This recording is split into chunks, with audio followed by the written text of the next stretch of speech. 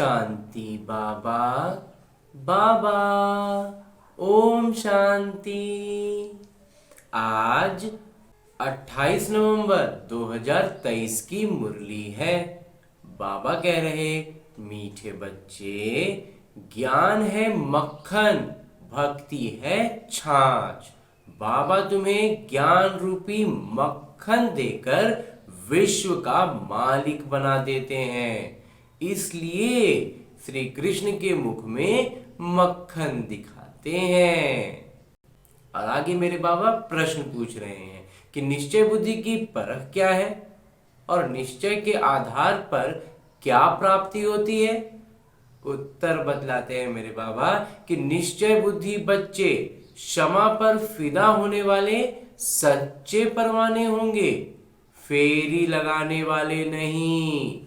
जो क्षमा पर फिदा हो जाते हैं वही राजाई में आते हैं, फेरी लगाने वाले प्रजा में चले जाते हैं। धरत पर ये धर्म न छोड़िए, ये प्रतिज्ञा निश्चय बुद्धि बच्चों की है। वे सच्चे प्रीत बुद्धि बन देह सहित देह के सब धर्मों को भूल बाबा की याद में रहते हैं। सब लौकिक दुनिया का कोई भी चीज में मोह रहेगा ही नहीं, उसको याद आएगा ही नहीं बुद्धि में, सिर्फ बाबा की याद में मगन रहेंगे। गीत है छोड़ भी दे आकाश सिंहासन। ओम शांति। भगवानुवाच। भगवान कहा जाता है निराकार परमपिता परमात्मा को। भगवानुवाच किसने कहा? उस निराकार परमपिता परमात्मा ने। निराकार पिता निराकार आत्माओं को बैठ समझाते हैं। निराकार आत्मा इस शरीर रूपी कर्मेंद्रियों से सुनती है।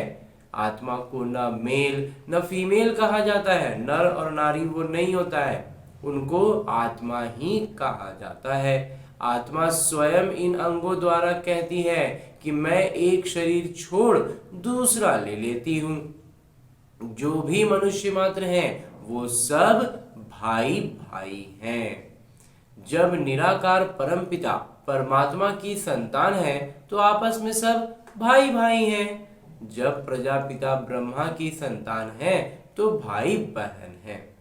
ये हमेशा सबको समझाते रहो। भगवान रक्षक हैं, भक्तों को भक्ति का फल देने वाले हैं।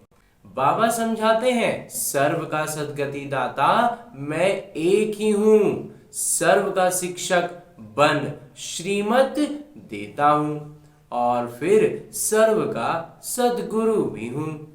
उनको कोई पिता शिक्षक गुरु नहीं है, उनका फिर कोई पिता शिक्षक गुरु नहीं है, वो सर्वोच्च है। वहीं पिता प्राचीन भारत के राजयोग सिखलाने वाले हैं, श्री कृष्ण नहीं। श्री कृष्ण को पिता नहीं कह सकते, उनको दैवी गुणधारी स्वर्ग का राजकुमार कहा जाता है। पतित पावन सद्गति दाता एक को कहा जाता है। अभी सब दुखी पाप आत्मा भ्रष्टाचारी हैं। भारत ही सतयुग में दैवी श्रेष्ठाचारी था, फिर वह भ्रष्टाचारी आसुरी राज्य होता है। सब कहते हैं पतित पावन आइए, आकर राम राज्य स्थापन करिए। तो अब रावण राज्य है, इसका मतलब है कि भी रावण राज्य है। सब कहते हैं पतित पावन आइए। रावण को जलाते भी हैं, लेकिन रावण को कोई भी विद्वान आचार्य पंडित नहीं जानते। रावण को जलाते हर साल हैं, लेकिन जानते पहचानते नहीं हैं कि कौन है रावण। सतयुग से त्रेता तक राम राज्य, द्वापर से कलयुग तक रावण राज्य। ब्रह्मा का दिन सो ब्रह्मा कुमार कुमारियों का दिन, ब्रह्मा की रात सो बीके ब्रह्मा कुमार कुमारियों की रात।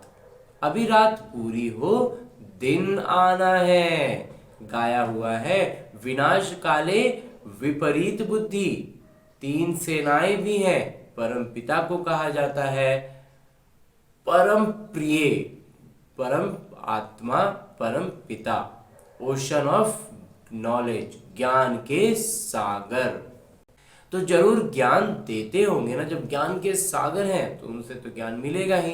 तो सृष्टि के चैतन्य बीज रूप है, सुप्रीम सोल है, सर्वोच्च आत्मा है, अर्थात ऊंच से ऊंच भगवान है। ऐसे नहीं कि सर्वव्यापी है। सर्वव्यापी कहना ये तो पिता को बदनाम करना है, उनका निरादर करना है। बाबा कहते हैं ग्लानि करते करते धर्म की ग्लानि हो गई है, भारत कंगाल भ्रष्टाचारी बन गया है। ऐसे समय पर ही मुझे आना पड़ता है। भारत ही मेरा अवतरण भूमि है। सोमनाथ का मंदिर, शिव का मंदिर भी यही है। मैं अपने अवतरण भूमि को ही स्वर्ग बनाता हूँ। जहाँ हम परमपिता परमात्मा अवतरित होंगे वहीं तो स्वर्ग बनेगा ना।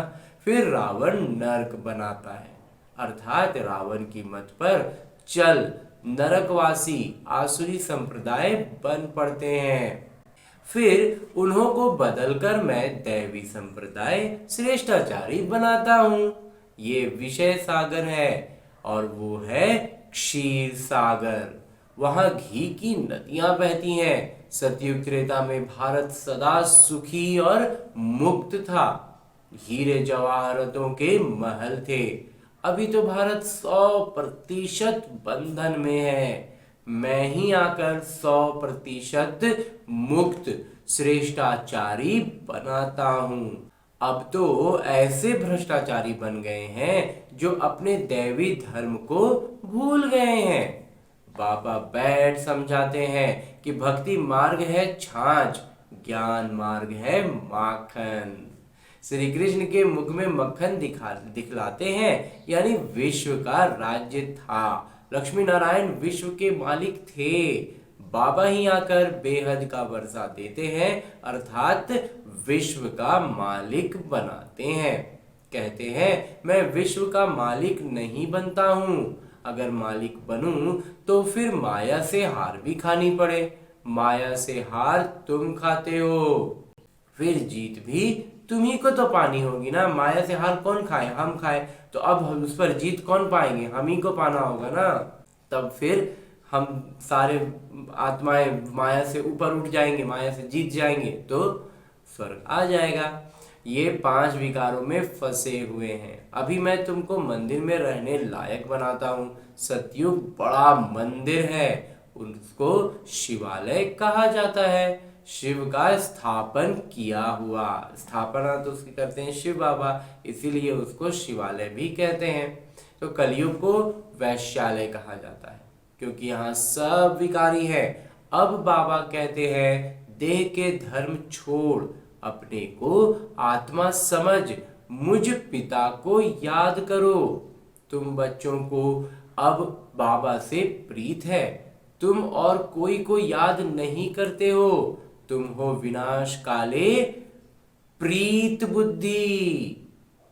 तुम जानते हो कि श्री श्री 108 श्री परमपिता परमात्मा को ही कहा जाता है। 108 की माला फेरते हैं। ऊपर में है शिव बाबा, फिर माता पिता ब्रह्मा सरस्वती, फिर उनके बच्चे जो भारत को पावन बनाते हैं। रुद्राक्ष की माला गाई हुई है, उसको रुद्र यज्ञ भी कहा जाता है। कितना बड़ा राजस्व अश्वमेध अविनाशी ज्ञान यज्ञ है, कितने वर्षों से चला आता है। जो भी अनेक धर्म आदि हैं सब इस यज्ञ में खत्म हो जाने हैं, तब ये यज्ञ पूरा होगा। ये है अविनाशी बाबा के अविनाशी यज्ञ। सब सामग्री इसमें स्वाहा हो जानी है। पूछते हैं विनाश कब होगा? अरे जो स्थापना करते हैं उनको ही फिर पालना करनी होती है। ये है शिव बाबा का रथ। शिव बाबा इसमें रथी हैं। तो अभी हम पालना करने के लायक बनेंगे तब तो विनाश होगा ना। बाकी कोई घोड़े गाड़ी आदि नहीं है, वो तो भक्ति मार्ग की सामग्री बैठ बनाई है। बाबा कहते हैं मैं इस प्रकृति का आधार लेता हूँ। बाबा समझाते हैं पहले अव्यभिचारी भक्ति है, फिर कलयुग अंत में पूरी व्यभिचारी बन जाती है। पहले शुरुआत में पूज्य से जब पुजारी भी बनते हैं ना, तो सिर्फ एक की पूजा करते हैं, सिर्फ शिव बाबा की पूजा करते हैं। भले स्वरूप थोड़ा अलग बनाते हैं, लेकिन पूजा सिर्फ एक की करते हैं। लेकिन अभी कलयुग आते आते सब की पूजा, अनेकों अनेक की पूजा कर रहे हैं। जिसमें स्वार्थ दिखा वहीं पूजना शुरू कर देते हैं। तो फिर बाबा आकर भारत को मक्खन देते हैं। तो जब इतना ज़्यादा अधर्म की ग्लानि हो जाती है, तब बाबा आते हैं और हमें माखन देते हैं। तुम विश्व के मालिक बनने के लिए पढ़ रहे हो, बाबा आकर मक्खन खिलाते हैं। रावण राज्य में छाछ शुरू हो जाता है। ये सब समझने की बातें हैं। नए बच्चे तो इन बातों को समझ ही ना सकें। परम पिता परमात्मा को ही ज्ञान का सागर कहा जाता है। बाबा कहते हैं, मैं इस भक्ति मार्ग से किसी को भी नहीं मिलता हूँ। भक्ति मार्ग में हम कितना भी कुछ कर ले, उस मार्ग में बाबा कहते हैं मैं मिलता ही नहीं हूँ। उसमें अगर हमारी भक्ति में सच्चाई होगी तो हमें ये ज्ञान समझ में आ जाएगा। हमें बाबा ज्ञान रूप में फिर मिल जाते हैं। मैं जब आता हूँ तब ही आकर भक्तों को भक्ति का फल देता हूँ। मैं मुक्ति दाता बनता हूँ, दुख से छुड़ाकर सबको शांति धाम सुख धाम ले जाता हूँ। निश्चय बुद्धि विजयंती, संशय बुद्धि विनाशंती।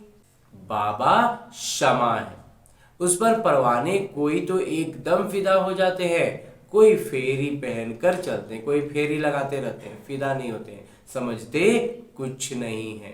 फिदा होने वाले बच्चे जानते हैं बरोबर बेहद के पिता से हमको बेहद का वर्षा मिलता है। जो सिर्फ फेरी पहनकर चलते हैं वो तो फिर प्रजा में ही क्रमशः आ जाएंगे। अब फेरी लगाने में भी क्रमशः हो जाएंगे, लेकिन प्रजा में तो पक्का हो गया कि वो प्रजा में जाएंगे। जो फेरी लगा रहे हैं फिदा नहीं हो रहे। तो जो फिदा होते हैं वो वर्षा लेते हैं क्रमशः पुरुषार्थ अनुसार। फिदा होने में भी क्रमशः है और वो, लेकिन वो पद लेंगे राजा वाला। तो पुरुषार्थ से ही प्रारब्ध मिलती है। ज्ञान के सागर एक ही पिता है। फिर ज्ञान प्रायः लोप हो जाता है, तुम सदगति को पा लेते हो। सतयुग त्रेता में कोई गुरु गोसाई आदि होते ही नहीं। अभी सब उस पिता को याद करते हैं, क्योंकि वो है ज्ञान के सागर। वही हमें सारा कुछ ज्ञान दे रहे हैं, सबकी सदगति कर देते हैं। फिर हाहाकार बंद हो, जय जयकार हो जाती है। तुम सृष्टि के आदि मध्य अंत को जानते हो। तुम अब त्रिकालदर्शी त्रिनेत्री बने हो। तुमको रचता और रचना के आदि मध्य अंत का सारा ज्ञान मिल रहा है। ये कोई दंत कथा नहीं है, गीता है भगवान की गाई हुई, परंतु श्री कृष्ण का नाम डाल खंडन कर दिया है। तुम बच्चों को अब सबका कल्याण करना है। तुम हो शिव शक्ति सेना, वंदे मातरम गाया हुआ है। वंदना पवित्र की ही की जाती है। कभी भी किसी की वंदना होगी तो वो पवित्र होगा, तभी उसकी वंदना होगी। तो कन्या पवित्र है तब तो उनकी वंदना करते हैं। ससुर घर गई और विकारी बनी तो सबको फिर माथा टेकते रहते। अब वो सबका माथा टेकेंगी, सबको माथा टेकेंगी। अब उनको कोई नहीं पूछेगा क्योंकि वो विकारी हो गई। तो सारा मदार पवित्रता पर है। भारत पवित्र गृहस्थ धर्म था, अभी अपवित्र गृहस्थ धर्म है। दुख ही दुख है, अपवित्रता समा गई है, इसलिए दुख ही दुख है। सतयुग में ऐसा नहीं होता। बाबा बच्चों के लिए तेरी यानी हथेली पर बहिष्ठ ले आते हैं। बाबा हथेली पर हमारे लिए स्वर्ग लेकर आए हैं, बहिष्ठ लेकर आए हैं। गृहस्थ व्यवहार में रहते बाबा से जीवन मुक्ति का वर्षा ले सकते हो। घर बार छोड़ने की कोई बात नहीं। सन्यासियों का निवृत्ति मार्ग अलग है। अब बाबा से प्रतिज्ञा करते हैं, बाबा हम पवित्र बन पवित्र दुनिया के मालिक जरूर बनेंगे। फिर धरत पर ये धर्म न छोड़िए। 5 विकारों का दान दो तो माया का ग्रहण छूटे, तब 16 कला संपूर्ण बनेंगे। सतयुग में है 16 कला संपूर्ण, संपूर्ण निर्विकारी। अब श्रीमत पर चलकर फिर से ऐसा बनना है। भगवान है ही गरीब निवास, साहूकार इस ज्ञान को उठा नहीं सकते, क्योंकि वो तो समझते हैं कि धन आदि बहुत है, हम तो स्वर्ग में बैठे हैं, इसलिए अबलाएं अहिल्याएं ही ज्ञान लेती हैं। इसलिए बाबा कहते हैं कि ज्ञान लेने के लिए वही आते हैं जो दुखी होते हैं, गरीब होते हैं, अबलाएं होती हैं, अहिल्याएं होती हैं। भारत तो गरीब है और अभी ज़्यादातर भारत गरीब है, तो उनमें जो भी गरीब साधारण है उन्हों को ही बाबा अपना बनाते हैं, बाबा भी उन्हों को ही अपना बनाते हैं, उन्हों को ही तकदीर में है। सुदामा का मिसाल गाया हुआ है ना। साहूकारों को समझने की फुर्सत ही नहीं है, साहूकार तो अपना धन समेटने में व्यस्त है, उनको फुर्सत कहाँ। राजेंद्र प्रसाद भारत के प्रथम राष्ट्रपति के पास बच्चियां जाती थीं, कहती थीं बेहद के पिता को जानो तो तुम हीरे तुल्य बन जाएंगे, 7 रोज का कोर्स करो। कहता था हाँ बात तो बहुत अच्छी है, रिटायर होने के बाद कोर्स उठाऊंगा। रिटायर हुआ तो बोले बीमार हूं। बड़े बड़े आदमियों को फुर्सत नहीं है, जो बहुत बड़ा आदमी होता है ना उसको फुर्सत ही नहीं होता है, लौकिक दुनिया में उसको इतना ही बुद्धि में घुसा हुआ रहता है कि वहां से वो निकल ही नहीं पाता है, बहुत मुश्किल है उनका निकलना। जिनका इस लौकिक दुनिया से मोह थोड़ा पहले ही दुख के कारण टूटता है ना, वो बाबा को ज्यादा जोर से पकड़ते हैं। तो पहले जब 7 रोज का कोर्स पूरा करे तब नारायणी नशा चढ़े, ऐसे थोड़े ही रंग चढ़ेगा। 7 रोज के बाद पता चलता है कि ये लायक है व नहीं है। लायक होगा तो फिर पढ़ने के लिए पुरुषार्थ में लग जाएगा, और जब तक भट्टी में पक्का रंग नहीं लगा है तब तक बाहर जाने से रंग ही उड़ जाता है, और अगर पक्का रंग नहीं लगा है भट्टी में तो फिर वो बाहर जाने से रंग उड़ भी जाएगा। इसलिए पहले पक्का रंग चढ़ाना है, रंग पूरा पक्का, बाबा का रंग लगता है नया नया, और अगर उस पक्का नहीं हुआ तो वो फिर उड़ भी जाता है। अच्छा, मीठे मीठे सिकिल दे बच्चों प्रति माता पिता बाबा का याद प्यार और आशीर्वाद। रूहानी बाबा की रूहानी बच्चों को नमस्ते। हम रूहानी बच्चों की ओर से रूहानी बाबा को, माता पिता को याद प्यार और प्रणाम। धन्यवाद बाबा, धन्यवाद। मुरली के लिए भी धन्यवाद, और इस अनूठे अलौकिक ब्राह्मण जीवन के लिए भी बहुत बहुत बहुत धन्यवाद बाबा, बहुत धन्यवाद। और आगे धारणा है, वो प्रमुख बिंदुएं जो आज की मुरली से ली गई हैं और हमें उन्हें अपने ब्राह्मण जीवन में धारण करनी है। उसमें सबसे प्रमुख बिंदु है कि शिव शक्ति बन विश्व कल्याण करना है। पवित्रता के आधार पर कौड़ी तुल्य मनुष्यों को हीरे तुल्य बनाना है। श्रीमत पर विकारों का दान दे संपूर्ण निर्विकारी, 16 कला संपूर्ण बनना है। क्षमा पर फिदा होने वाला परवाना बनना है, फिदा हो जाने वाला परवाना बनना है। बाबा ने कहा फेरी लगाने वाला नहीं। और आगे मेरे बाबा वरदान दे रहे हैं। वरदान देते हुए मेरे बाबा कहते हैं, परिस्थितियों को साइड सीन समझ पार करने वाले स्मृति स्वरूप समर्थ आत्मा भव। स्मृति स्वरूप आत्मा समर्थ होने के कारण परिस्थितियों को खेल समझती है। भल कितनी भी बड़ी परिस्थिति हो, लेकिन समर्थ आत्मा के लिए मंजिल पर पहुंचने के लिए ये सब रास्ते के साइड सीन्स हैं। अब आगे चल रहे हैं तो दाहिना बायां में बहुत सारा चीज होगा, पहाड़ आएगा, घाटी आएगा, जो भी आए आता रहे, हमने तो सीधा श्रीमत पर चलते चलना है। लोग तो खर्चा करके भी साइड सीन्स देखने जाते हैं, तो स्मृति स्वरूप समर्थ आत्मा के लिए परिस्थिति कहो, पेपर कहो, विघ्न कहो, सब साइड सीन्स हैं। और स्मृति में है कि ये मंजिल के साइड सीन्स अनगिनत बार पार की हैं, और हर कल्प में हमने इसको पार किया है, नथिंग न्यू। तो इस बार भी हम पार करेंगे। पुरुषार्थ पूरा सजग होना चाहिए।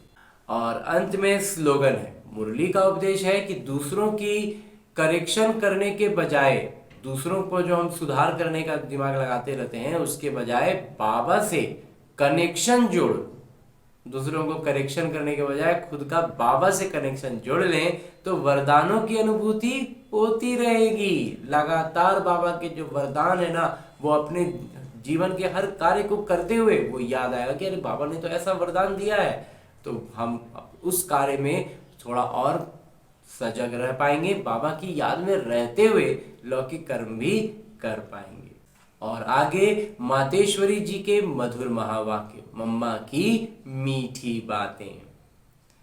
मम्मा कई श्रीमत है कि सिर्फ ओम के शब्द के उच्चारण से कोई फायदा नहीं। ओम रटो मतलब ओम जपो। जिस समय हम ओम शब्द कहते हैं तो ओम कहने का मतलब ये नहीं है कि ओम शब्द का उच्चारण करना है। सिर्फ ओम कहने से कोई जीवन में फायदा नहीं है, सिर्फ मुंह से कहेंगे तो कोई फायदा नहीं है, परंतु ओम के अर्थ स्वरूप में स्थित होना, उस ओम के अर्थ को जानने से मनुष्य को वो शांति प्राप्त होती है। अब मनुष्य चाहते तो अवश्य हैं कि हमें शांति प्राप्त होवे, उस शांति स्थापन के लिए बहुत सम्मेलन करते हैं, परंतु परिणाम ऐसे ही दिखाई दे रही है जो और ही अशांति दुख का कारण बनता जाता है। क्योंकि मुख्य कारण है मनुष्य आत्मा ने जब तक 5 विकारों को नष्ट नहीं किया है तब तक दुनिया पर शांति कदाचित हो नहीं सकती। जब तक विकारों पर जीत नहीं पाएंगे ना, शांति नहीं आ सकती। वहीं विकार के कारण ही तो शांति गुम हो गई है। शांति को पकड़ लेंगे विकार चले जाएंगे, या विकार को भगाएंगे तो शांति आ जाएगी। तो पहले हर एक मनुष्य को अपने 5 विकारों को वश करना है और अपनी आत्मा की डोर परमात्मा के साथ जोड़नी है, तब ही शांति स्थापन होगी। तो मनुष्य अपने आप से पूछें, मैंने अपने 5 विकारों को नष्ट किया है, उन्हों को जीतने का प्रयत्न किया है? हाँ जी मम्मा। तो अगर कोई पूछे तो हम अपने 5 विकारों को वश कैसे करें, तो उन्हों को ये तरीका बताया जाता है कि पहले उन्हों को ज्ञान और योग का वास धूप लगाओ, और साथ में परमपिता परमात्मा के महावाक्य हैं, मेरे साथ बुद्धि योग लगाए मेरे बल को लेकर मुझ सर्वशक्तिमान प्रभु को याद करने से विकार हटते रहेंगे। अब इतनी साधना तो चाहिए, क्योंकि ये साधना भी तो खुद परमपिता परमात्मा आकर हमें सिखाते हैं। वो विधि भी तो हमें बतला रहे हैं, बस हमें उस विधि पर चलना है। अच्छा, ओम शांति मम्मा, ओम शांति बाबा। और आज की मुरली के बाद मेरे बाबा अव्यक्त इशारे दे रहे हैं कि जो बच्चे अमृत वेले से रात तक सारे दिन की दिनचर्या के हर कर्म में आज्ञा प्रमाण चलते हैं, वे कभी मेहनत का अनुभव नहीं करते।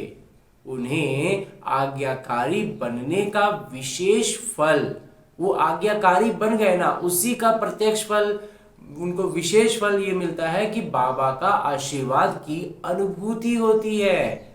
और जब बाबा के आशीर्वाद की अनुभूति में, बाबा की याद में रहते हुए हर कार्य करते हैं, आज्ञाकारी बच्चा बन के कार्य करते हैं, तो उनका हर कर्म जो है ना वो फलदायी हो जाता है। अच्छा, ओम शांति बाबा, ओम शांति। उलझन में उलझता रह न जाए, अनमोल